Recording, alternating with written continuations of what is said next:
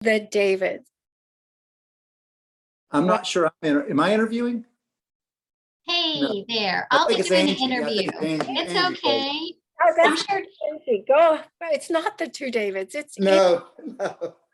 Angie will do a much better job. Well, I don't know about that, but I am very honored and very excited to introduce you to a dear friend of mine. And I know that he's a dear friend of many of you on the call, but because we are recording, there will be new friends to meet David for the very first time. So Dr. David Newman is joining us with his love and passion for the YMCA. And I know that you're going to learn a lot and be inspired by him on this call today. So David and I were reflecting earlier. We met through U.S. Mission Network conferences. We attended Silver Bay Conference together. And just a year and a half ago, we were walking the streets of Jerusalem and visiting all of the YMCAs in the Holy Land, which was so amazing. So I am honored to bring forth my friend to share with you today. So David, I'll let you introduce yourself just a little bit so those on the call can learn a little bit about you. Yes. First of all, it's an honor and a blessing to be with each of you. I have many of my kind of YMCA spiritual heroes on this call. So I love the YMCA. Real quick, I have an amazing wife named Ashley. I have 4 sons. I'm a pastor of a church. And just a little bit about my story, my why story is about 20 years ago, I was in my first pastoring situation, and I would spend the mornings doing the stuff that I thought was ministry pastor stuff. And at noon, I would head over to the YMCA as fast as I could. And I'd play basketball and I'd hang out with people, and I would try to love and serve and care the people in the YMCA community. And I just started falling in love with the YMCA. And I want you to know this, that I experienced just the hope of Jesus and the love of God and a sweet community that just lit up my heart and made me hunger for more and more and more. And I experienced that in and through the YMCA. So I come just as a friend. I'm waiting for her to reply, but I'm sure one of them's good. Thank you. That one voice going in the background. Are we good? Okay. And yeah, that's me. I've got much to learn, but the Lord has lit my heart with the YMCA. So I love it when you say that, David. It's obvious your passion. So can we dig a little bit deeper about the intersection of your call as a pastor and the vehicle of the YMCA movement, and how the Lord really revealed to you sort of what you think his call on your life is with your work for him through the Y? Yeah, I'd love to. Great question. Okay, so again, as a pastor of a church, my heartbeat, my goal is to say my life has been changed by Jesus. I love my relationship with Jesus, and the hope that overflows out of that changes everything. I did not always realize that the YMCA has a very similar calling and heartbeat in its original purpose, and it's still global purpose. So for a long time, I just thought the YMCA was kind of a family-friendly, safe gym to go hang out to. Maybe it's a little more family-friendly than my local, Lifetime Fitness or Gold's gym. But it was years ago that I began to read the story of the YMCA and read about some of the leaders of the YMCA. And then I began to realize, I remember the day like it was yesterday, it almost knocked me out of my chair when I read the stated purpose of what the Y was all about, and realized that my passion to love people and to connect people with the hope of Jesus is not all that different from the true purpose and heartbeat of the Y. And so I've spent a lot of the last 20 years being blown away by the story of the Y and the scope of the Y. And I have hung out with, for example, YMCAs that are orphanages in India, or homeless initiatives in England, or hunger initiatives in Madagascar, or you name it. I have seen the YMCA used by God to impact this world and to connect people to the love of Christ. So I just have a full heart to be able to say that my love for Jesus and for people is really in alignment with the true heartbeat of the Y. Yeah, go ahead, Angie. Next question. Well, you know that you're identified as one of our most knowledgeable historians about the YMCA as a movement, and then you've transitioned to that to your work in the church. And I know that the Lord has also stirred out of learning the history of our past, that you have a real vision for our future that comes from the same heart of the founders of our original mission. So can you talk about your heart and vision for the future of our YMCA movement? Yes, thank you. I love this question, Angie. Okay, so let me just lean in and talk about something that I just really love. I'm going to use an illustration, and I used this illustration to start something that I've recently written, which we'll talk about in a little bit. But it was the 1900s, YMCA's exploding all over the world, and it got to Russia. And the leaders of the Russian YMCA said, what should we call ourselves? We're not using those 4 English letters YMCA. What should be our name? And the name that they chose was the Russian word Mayak, which means a lighthouse, okay? They said, how should we represent ourselves to our community? We are a lighthouse. And the light that lights the house is the hope of Jesus, okay? And I love that vision, because it's when people are in times of like searching, heartache, darkness, need of direction, that it is the light of a lighthouse that leads them home, okay? And so I want to share with you something. If I were to condense like a whole lot of YMCA history into a statement or two, I could summarize it. This is years of dusty books and degrees and trainings, and let me just summarize it and synthesize it like this, because I think it's going to give us some great hope in this moment, okay? In times where our world has been in confusion, conflict, darkness, and heartache, the YMCA, particularly the Christian mission of the YMCA, has shown the brightest. Okay, let me just say that again. In times where our culture has been in confusion, heartache, darkness, wondering, conflict, you name it, fill in the blank, the Christian mission of the YMCA has shined very brightly, and people have gone to the YMCA and have experienced the hope of Jesus. And so if you know anything about the beginning of the YMCA, you know that it happened in the 1840s, London, when it was a dark time, like industrialization was happening in 1840s London, and there was a lot of young people particularly saying, like, I don't know where to turn. I don't know where my life stands. Like, I am confused. Everybody's fighting all over the place. What do I do? And George Williams and 11 of his friends were in this drape factory, and they had experienced the hope of Jesus and the love of Jesus. And they basically said, our relationship with Jesus is the light that is guiding this dark time. How can we share it? We ought to call ourselves something. And they called themselves the Young Men's Christian Association. And that light just shined bright, okay? And let me just jump a few years in the future. Late 1850s, New York City was in a dark time, okay? And America was in a dark time. Stock market had just crashed. Unemployment was all-time high. And there was this man by the name of Jeremiah Lamphere who said, Lord, what should I do? Like, what do I do? And he felt like God led him to start this little prayer meeting, okay? First time in the prayer meeting, nobody showed up, okay? Second time, 20 people. Third time, 40 people. And then there were 10,000 people in New York City a couple months later. And here's the point I want to bring to you. They were meeting in YMCAs. And it spread all over the country because people said, hey, there's some heartache and question and confusion. The light and hope of Jesus through the YMCA can be like a lighthouse in this darkness. And so I would even, submit to you right now, I don't know what y'all's year has been like, okay? But I can assume there's been some confusion, heartache, people bickering, people like on different pages, and all kinds of like our COVID chaos of this last year.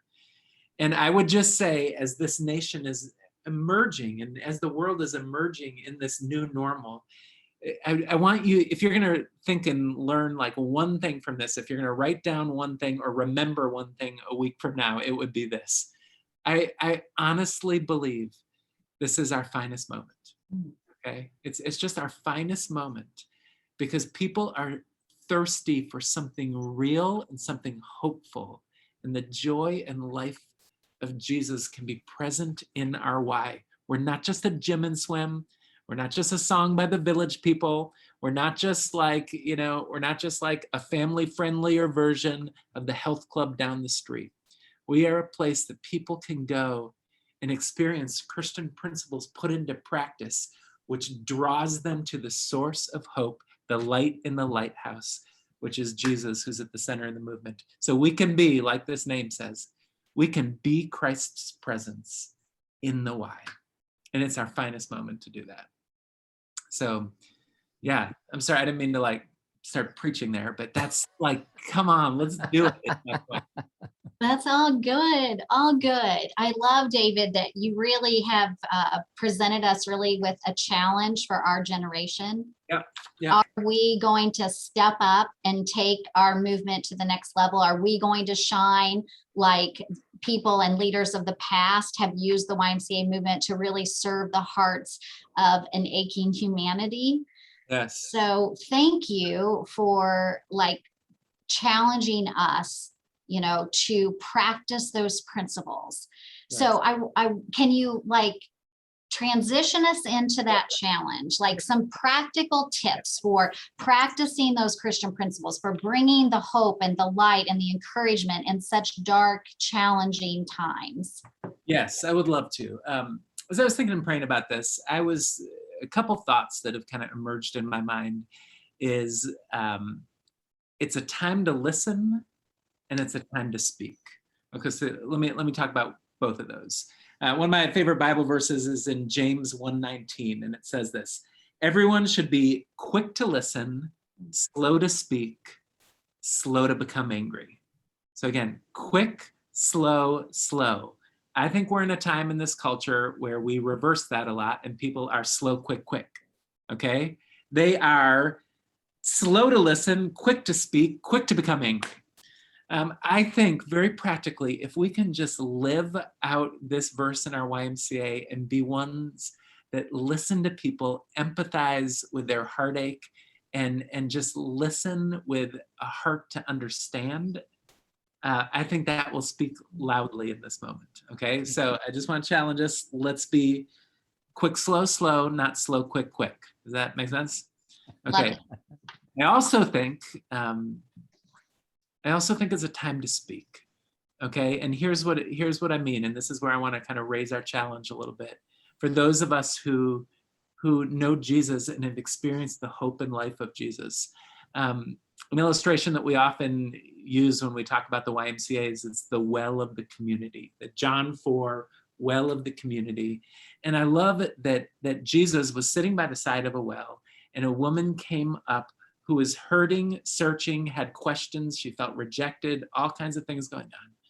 And Jesus not only created this like safe space where she was welcome, but he was also willing in a very loving way to say, you're thirsty and there's a source of living water and it's a relationship with Jesus. And I think we are in a moment where I would challenge our boldness in a winsome, loving way, to offer the answer that people need, because the answer from the very beginning has always been a relationship with Jesus. And I'll just tell you personally, the reason that the most important thing in my life is Jesus Christ, and I can go through hope and joy in the midst of time of heartache, is that there was someone that was willing to listen to me in the midst of my heartache, and someone was willing to actually boldly tell me that the answer that I was thirsty for is a relationship with Jesus. And in your own ways, and we're going to break off into small groups after this, and it takes some talking through and processing of how to do that in ways that are winsome and loving and safe and, for goodness sakes, non-judgmental and everything else. But I just want to challenge us in this moment to let the light of Jesus that's in you, Jesus once said it like this: hide it under a bushel, no. I'm gonna let it shine, something like that, right? Like let it shine. Like let the hope and joy of Jesus shine, and also be willing to listen and love people, because they need it. And our kindness and our demeanor can speak a louder word than even our words possibly can. So let me just leave you with this. The YMCA, the 14,000 locations of the YMCA, I believe God can use as the great hope of this world in this moment. And I believe it truly is one of our finest moments if we live the vision, if we live the mission, if we are Christ's presence in the Y. I love your optimism and the possibility and the call that is before us. Thank you, David. Yeah.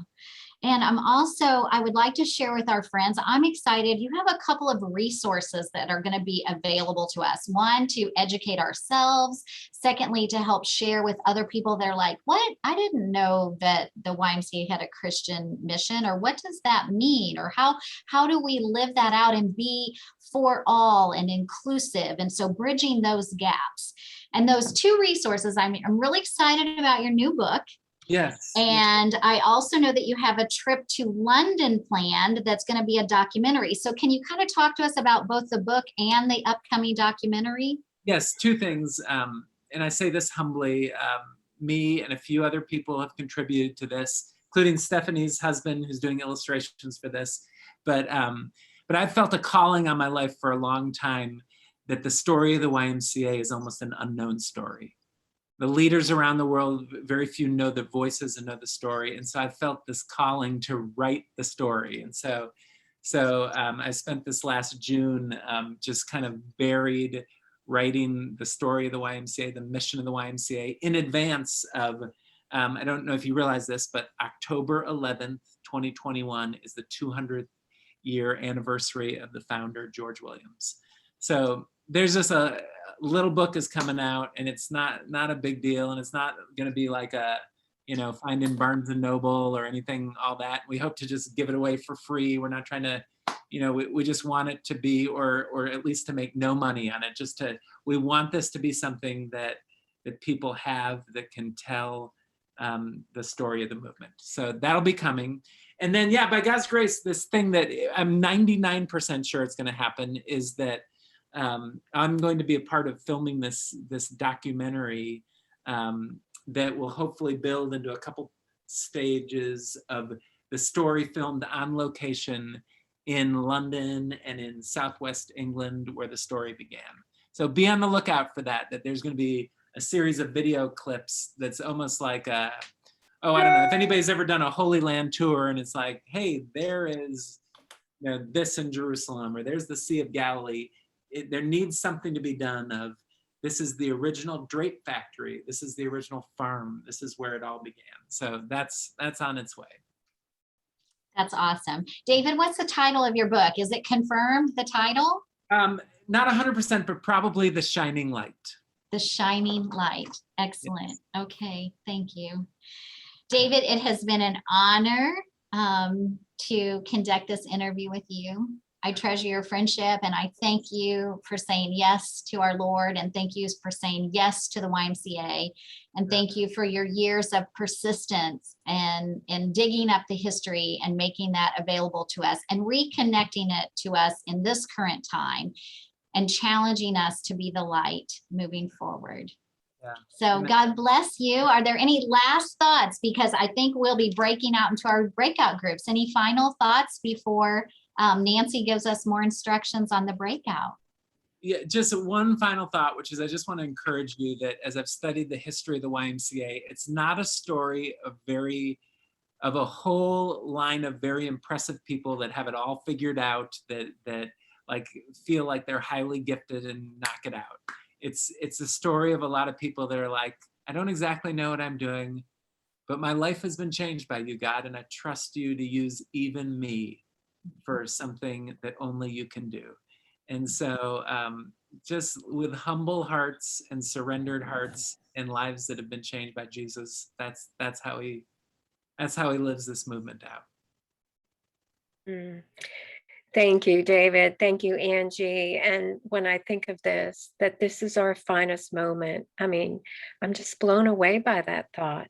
And I am so inspired, and I know all of us are, by just some of your challenges and what you've shared with us today. So this is our time for our breakout groups. This is a time where you get to share